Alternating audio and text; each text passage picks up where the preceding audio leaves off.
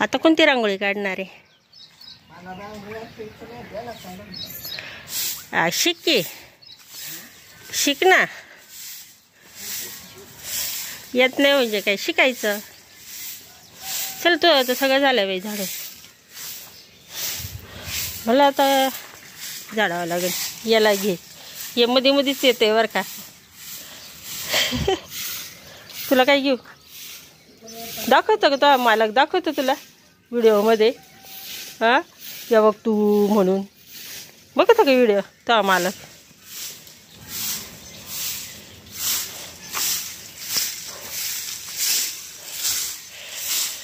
पाण्याची बरकत आहे बाई का काका? पाण्याची बरकत आहे म्हटलं. तरी रोज पाणी देतोय बरं का. असं नाही का पाणी नाही याला, गळू नये म्हणून लवकर पाणी देतोय. पण आता याचा गळतीचंच हे मोसम काय म्हणतात, गळतीचाच ऋतू आहे.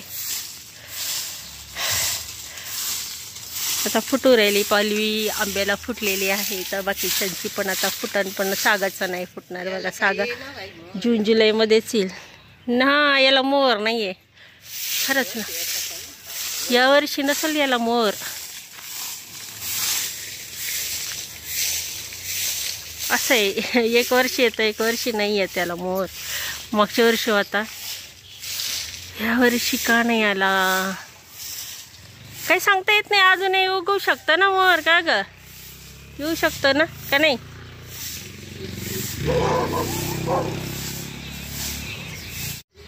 डिझाईन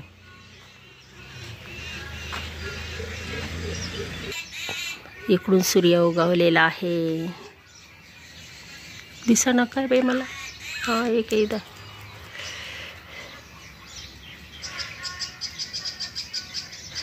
हे बघा असं कवळं ऊन असतं का, हे याला म्हणता कवळं ऊन. काय लागत नाही, हा लागत नाही, थोड्या वेळाने लागन. असं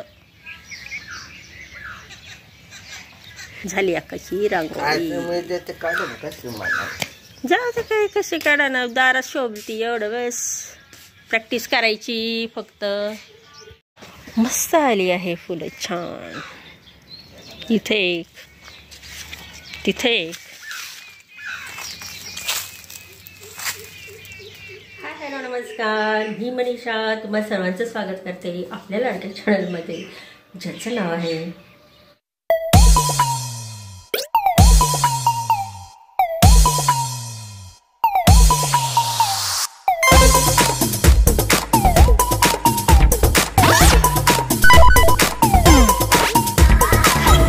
चला. आता नाश्ता बनवते मी. आता सर्व आवरलेलं आहे आणि आता 8 वाजले. काल जे बनवलेलं होतं कोथिंबीरच्या थालीपीठाचं पीठ ते राहिलेलं होतं, तर म्हटलं नाश्ता होऊन जाईल आणि सर्वांना म्हणजे काका अक्का मला एक एक का महिन्यात मग मस्तपैकी थालीपीठ होऊन जाईल. तर चला मी आता बनवते.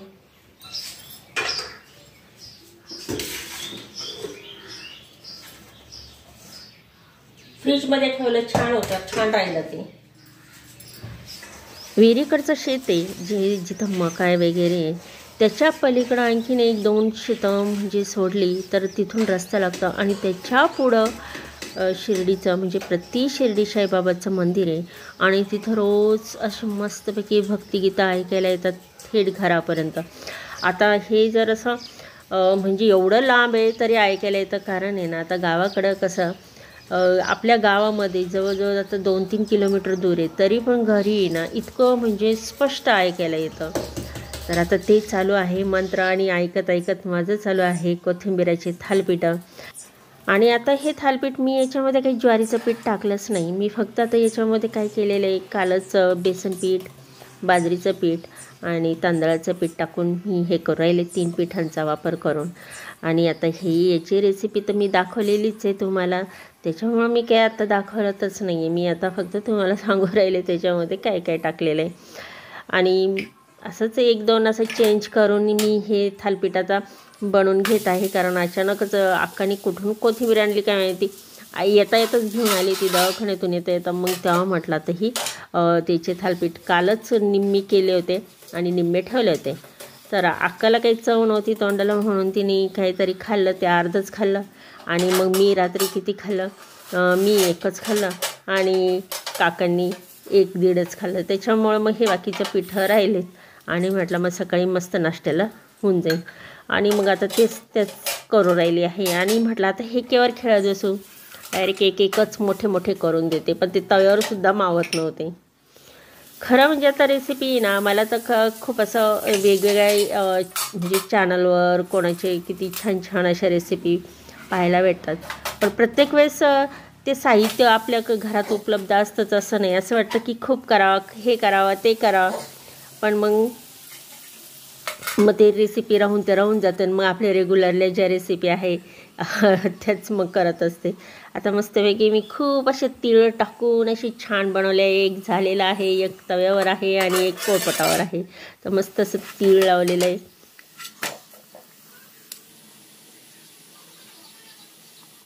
तीळ, ओवा सर्व यामध्ये आधी टाकलेलंच आहे. सर्व याच्यामध्ये थोडं वरून लावलेलं आहे. आणि चला आता हे 2 जे आहेत मी हे काका आणि अक्कांना नेऊन देते आणि हे माझ्या टाकून ठेवते. याच्यात भले मोठे केलेली आहे.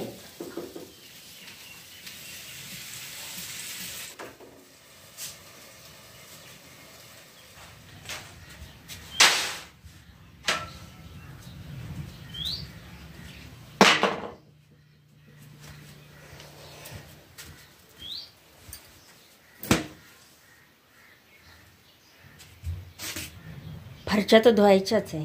म्हटलं आता भांडे वगैरे झाले, आता फरच्या वगैरे धुवा. पण कपडे पण राहिलेले आहे धुवायचे. म्हणजे आतमधले जे सर्व जे बेडशीट वगैरे जे काय आहे ते कपडे पण धुवायचे. आणि आज सकाळी मी सगळे जळमटं काढून घेतले. पण म्हटलं आता हे शेंगा पहिल्या फोडून घ्यावा. कारण कसं आहे, याची माती घरात जायला बसली किंवा ओट्यावर व्हायला बसली, एवढं सगळं स्वच्छ करणार आहे नंतर. तर पहिले हे शेंगा फोडून घ्या. मग काही अर्धा डबा 1 डबा होईल तेवढा होईल. आणि असं कसं साबुदाण्याच्या खिचडीला लागतातच साबुदाण्याच्या खिचडीला तर लागतात शेंगदाणे, भाजीला लागतात. म्हणून मग म्हटलं आता हे पहिले शेंगा फोडून घ्या. तर सगळं आणून ठेवलं आहे मी. हे काय सारं आणून ठेवलं आहे. आता शेंगा फोडायचं, दबा आपटायचं, दबा कुटायचं ना फोडायचं. ताट घेऊन येते.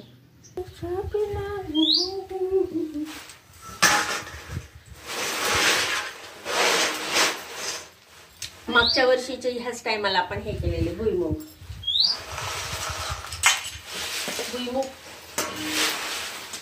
शेंगा फोडते.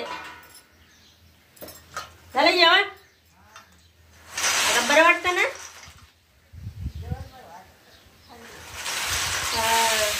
आता गरम व्हायला लागलं ना ग. चला आता काय गोणी बिणी काही वापरत नाहीये ना, नाशीच फोडून घेते आता मी. म्हणते मस्त फोडले.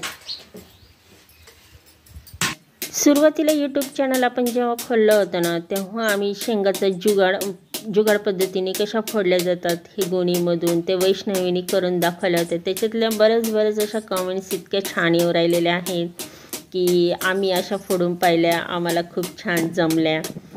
तर ते गोणीमध्ये पण होतं आणि अशा पद्धतीने सुद्धा फोडलं जाऊ शकतं. असं आता गोणी नाही आहे माझ्याकडं. तर गोणी तर ती आहे प्लॅस्टिकची याच्यामध्ये काय होतं मग खूप भुगा होतो. मी पाहिलेलं आहे करून.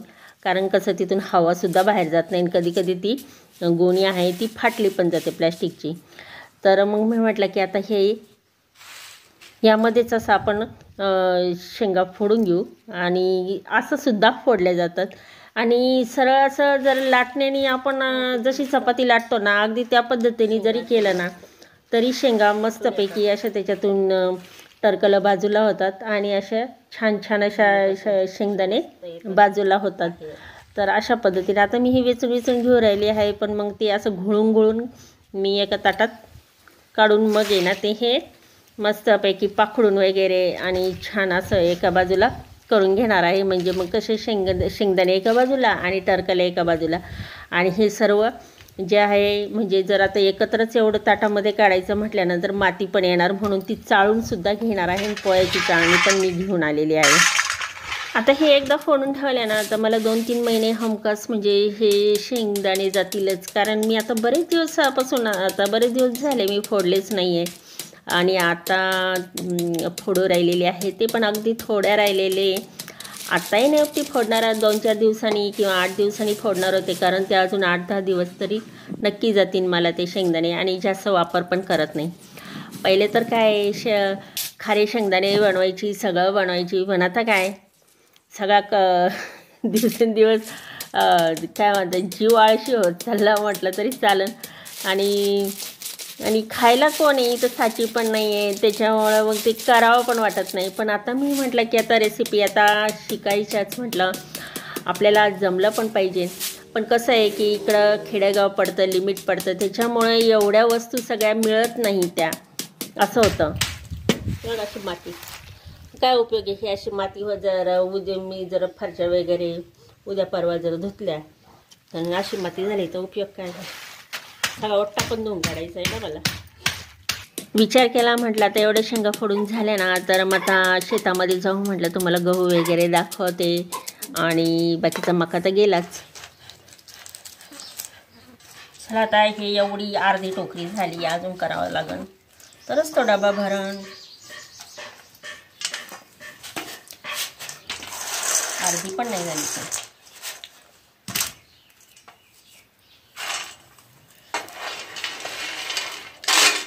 अशी शेंगा फोडायला ना वेळ पण लागत नाही, पण कसं थोडंसं जपून जपून करावं लागतं. जर जास्त दणके दिले ना तर मग भुगा होतो. जवळजवळ आता 2 वाजले, आता हे पूर्ण करायचं आहे.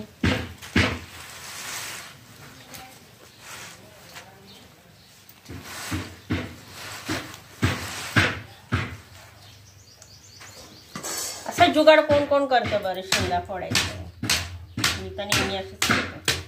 एक फोडत त्यावर बसणार आहे, त्यापेक्षा असे दणके मारले पटकन होऊन जात आहे. 10 दिवसामध्ये ही टोकरी किंवा 4 दिवसामध्ये ही टोकरी सतत बसल्यानंतर, सतत सारखं बसल्यानंतर 10 दिवसामध्ये टोकरी किंवा 4 दिवसामध्ये जर टोकरी भरणार असेल तर ती 2-4 तासामध्ये होऊन जाते. आणि आज सगळं हेच काम आहे माझं, शेंगा फोडायचं.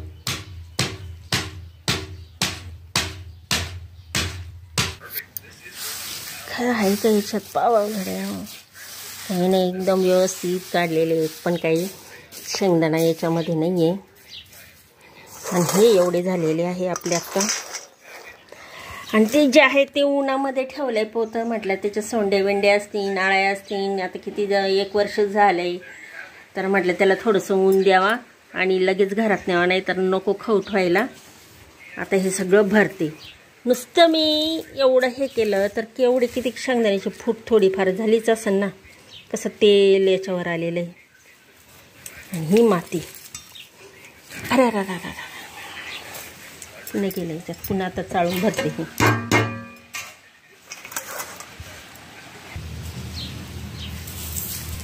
आता ह्या भुस्याचा वापर आपण काय करू शकतो बरं, एक तर झाडांमध्ये देऊ पण शकतो, आणि दुसरं म्हणजे आपण याच्यावर शेणाच्या गवऱ्यासुद्धा थापू शकतो. याचंसुद्धा मी एक म्हणजे असा उपयुक्त माहितीचा असा व्हिडिओ पण बनवलेला आहे, तो अगदी सुरुवातीला ज्यावेळी चॅनल खोललं होतं त्यावेळेसच.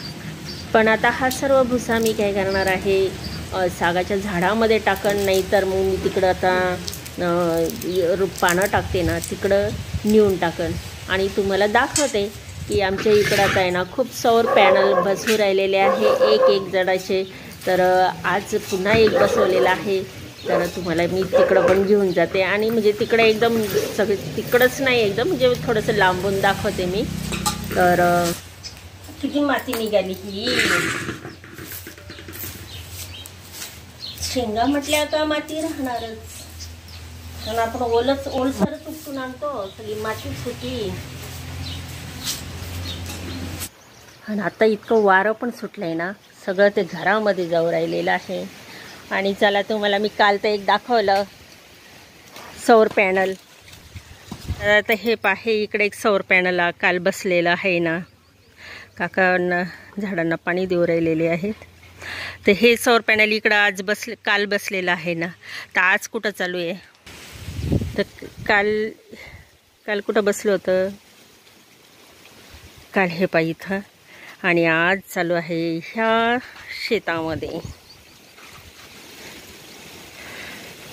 तर आमच्या इकडे शेतकऱ्यांना आहे ना, सगळ्यांना आहे ना, हे सौर पॅनल भेटू राहिलेलं आहे. ते कोणाचं आहे काय माहिती. कसं आहे आता आहे ना, पण आताची लाईट जी गेली ती अजून लाईट नाही आहे, काय सांगावं. हां नाही, लाईट आहे, पण अशी लाईट जाती ना, गेली वाटतं लाईट. ठीक आहे, नळाचं पाणी गेलं आता. मग हे असं सौर पॅनलचं म्हणजे मोटरीला लावले म्हणजे मग रात्रंदिवस पाणी राहील ना, हे की नाही. तर बरेच शेतकरी घेऊ राहिलेले आहे सौर पॅनल. तर आपली तर स्पेशल डीपी आहे. तुम्ही बघितले ती तिकडच्या वावरामध्ये ती स्पेशल डीपी घेतलेली, त्याच्यामुळं मग आता तो काही विचार नाही सध्या, आणि त्याचा नंबर लागत असतो. चला आता इकडं आखणी हे जे कुंडीमधले झाडं होते, पाणी आहे वाटतं. पाणी आहे, मला वाटलं लाईटच गेली. तर कुंडीमधले जे झाडं कट केले, याच्यातले काही फांद्या इथं लावून दिल्या. आपला पुदिना. आता इकडं पाणी द्यायचं आहे, चाललंय. एक हो राहिलेलं आहे. आता हे इकडं देऊ राहिलेले आहे. चला आता ते जे आहे ना, उन्हात घातलं हे मस्तपैकी. आणि त्याचबरोबर ह्या मिरच्या आहे ना, नुसत्या लाल झाल्या होत्या, तर ह्या अशा मस्त वाळून ठेवलेल्या आहे मी. आणि आता हे यांना चांगलं ऊन देते. आता काही भेटेल तेवढं, आणि डब्यात भरून ठेवते. हे जाते घरात घेऊन.